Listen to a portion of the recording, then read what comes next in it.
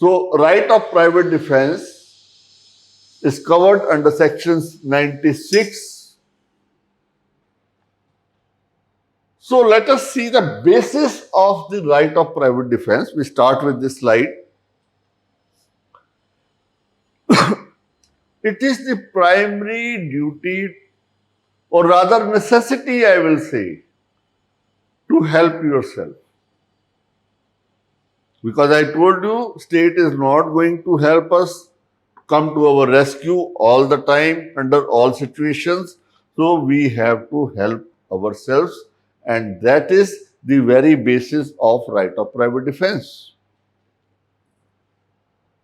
Bentham, Jeremy Bentham, known jurist, what he says, principles of the penal code are: right of defense is absolutely necessary because of, number one, this reason, number two, that the state or the access to the state authorities is not always available. The vigilance of magistrates can never make up for the vigilance of each individual on his own behalf. You can't have a bodyguard or a person from the state deployed only to protect you or your property. The fear of law can never restrain bad men as the fear of the sum total of individual resistance. What is this? What does this mean? In spite of having stringent laws, the crime happens. Even in the so-called most secure nations like, in Middle East, I have seen it in New Zealand. I personally saw that. There is so much of not fear, but obedience, the honest obedience of law, that there is no,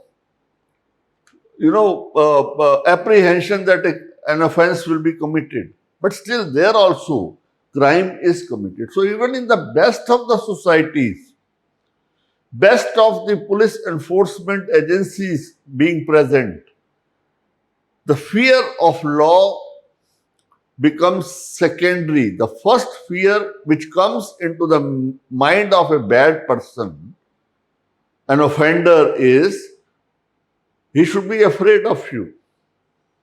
He will think twice if he knows that you are also carrying a weapon. So, fear of law will not restrain any bad person for committing any offense.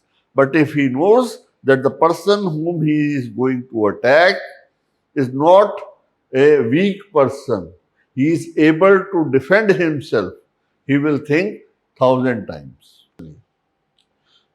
Now it has to be used as a shield, not as a sword. What do we mean?